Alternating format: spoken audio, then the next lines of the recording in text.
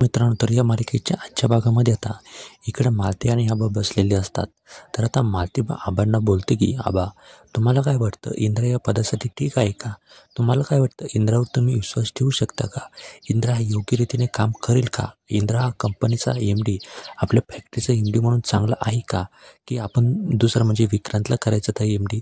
तर आता लगेच जे आबा आहे ते आबा म्हणतात की, काय हो मालती, तुमचा विश्वास नाही का तुमच्या मुलावर? तर आता ती म्हणते, नाही आहे का? तर आता म्हणते की त्या मुलीमुळे ना माझा तर विश्वास उडाला आहे. आता लगेच आबा म्हणतात, असं का बोलताय मालती तुम्ही? आपला इंद्राज प्रॅक्टिससाठी ठीक आहे. आता तर लगेच इकडे आबा जे आहे ते असं म्हणतात, तुमचा काही विश्वास नाही आहे का? तर आता लगेच जी मालती आहे ना ती म्हणते, नाही आहे. तुम्हाला बघायचं का? मी आता त्यांना लगेच फोन करत बघते, असं ती बोलत असते. तर आता जो इकडे विक्रांत असतो ना, तो विक्रांत इंद्राच्या खुर्चीजवळ येतो आणि म्हणतो की, या खुर्चीवरती मी एक दिवस असेल, या खुर्ची एक दिवस माझी असणार, MD होईल मी या खुर्चीचा, असं तो म्हणत असतो. आणि तो खुर्चीवर हात फिरवतो आणि म्हणतो की, एकदा बसून बघू का त्या खुर्चीवरती? तर लगेच म्हणत असतो, नको, नाहीतर इंद्रा येईल. पण नंतर म्हणतो की, मी काय इंद्राला घाबरतो का? मी नाही घाबरत इंद्राला.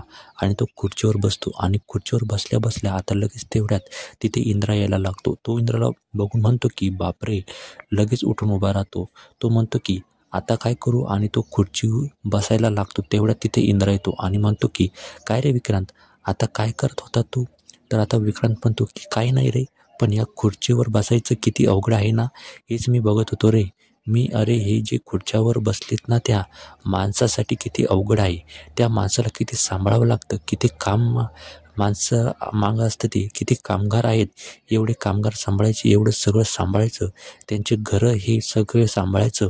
आणि आता लगेच ते असं म्हणत असतात की, बापरे, एवढं सगळं सांभाळायचं. आणि आता लगेच तो म्हणतो की, हे कसं सांभाळायचं, खरं सांग, खूप अवघड असतं, खूप कठीण आहे या खुर्चीवरती बसणं. म्हणजे इंद्रा म्हणतो की, हो रे विक्रांत, काय करणार, पण मला बसावं लागतं त्या खुर्चीवरती, असं तो बोलत असतो. आणि इकडे आता लगेच तेवढ्यात जी राणी आहे ना, ती घरी इकडे डबा भरत असते. ती म्हणत असते की, इंद्रजित सर, तुम्ही किती रागात जा, पण मी तुमच्यासाठी डबा घेऊन येणारच आहे, कारण की तुम्ही उपाशी नको राहायला, मला हेच वाटतंय. आणि ती डबा भरते आणि जायला लागते. तेवढ्यात रत्ना काकी म्हणतात की, काय गं राणी, कुठे चाललीस? तर राणी म्हणते की, काही नाही हो, इंद्रा सरांना डबा घेऊन चालले, त्यांनी जेवण पण केलं नाही ना, त्यामुळे डबा घेऊन चालली होती.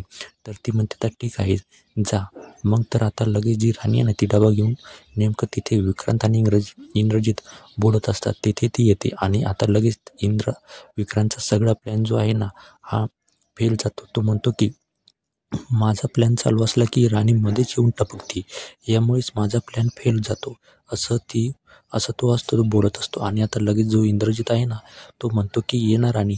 तर राणी म्हणते की, हो इंद्रजित सर, तुम्ही डबा घरी विसरला होतात ना, त्यामुळे डबा घेऊन आले मी. आणि आता विक्रांत तिथून रागारागत निघून जातो. आणि आता राणी इंद्राला डबा ठेवते. तिथे म्हणते की, इंद्रजित सर, तुमच्यासाठी डबा आणलाय बरं का मी. हो, मला माहिती होतं तुम्ही जेवण केलं नाही, तसेच आलात, त्यामुळे ते डबा ठेवते. आणि इंद्रा म्हणतो की, हो राणी, बरं झालं आलीस तू.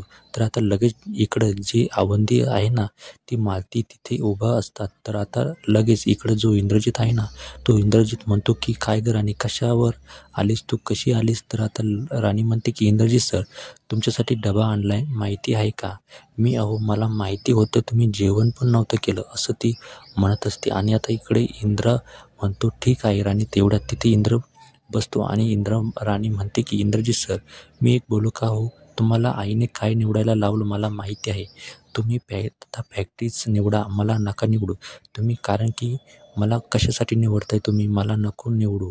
असं ती फॅक्टरी निवडा, तुमच्यासाठी फॅक्टरी महत्त्वाची आहे, मी नाही, त्यामुळे तुम्ही फॅक्टरी निवडा. तर मग इंद्रा म्हणतो की, हे बघ राणी, माझ्यामध्ये तसं काहीच नाही आहे, मला तुला निवडायचं काय आणि फॅक्टरीला काय? तर आता राणी म्हणते की, हे बघा इंद्रा सर, तुम्हाला माहिती नाही आहे, तुम्ही फॅक्टरी निवडा, मला त्यांना खूप वाईट वाटतं, त्यामुळे तुम्ही फॅक्टरीच निवडा, असं म्हणते. आणि आता लगेच ते म्हणतं, ठीक आहे, मी निवडतो फॅक्टरी. तर आता लगेच तो असं म्हणल्यावरती तो तिथे जाऊन बसतो. तर आता इकडे लगेच तो केडीला बोलावतो आणि म्हणतो की, केडी, आपल्या सगळ्या कामाची व्यवस्था करा, बरंच आपले सगळे कामं झाली पाहिजे. तर ते म्हणतात की ठीक आहे आणि लगेच आता तो म्हणतो की राणी मनातल्या मनात म्हणते की खरंच इंद्र सर आता परत कामाला लागली वाटते, खरंच ना.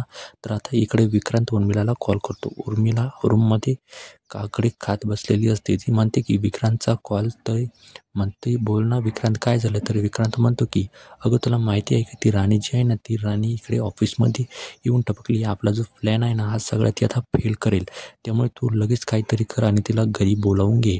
आता ती म्हणते ठीक आहे विक्रांत, जास्त पॅनिक होऊ नको, मी करते काहीतरी. आता ती जी उर्मिला असते ना ती लगेच मालतीकडे जाते आणि मालतीला भडकून देते. ती म्हणते की तुम्हाला माहिती आहे का मालती आई, जी राणी आहे ना ती ऑफिसमध्ये गेलेली आहे डबा घेऊन. आता मालतीला हे ऐकल्यावर खूप राग येतो आणि ती तिथे आरडाओरडा करून सगळ्यांना बोलावून घेते आणि बोलावून घेतल्यानंतर ती आबांना म्हणते की तुम्हाला माहिती आहे का ती राणी आता इंद्राला कामसुद्धा करू देत नाही.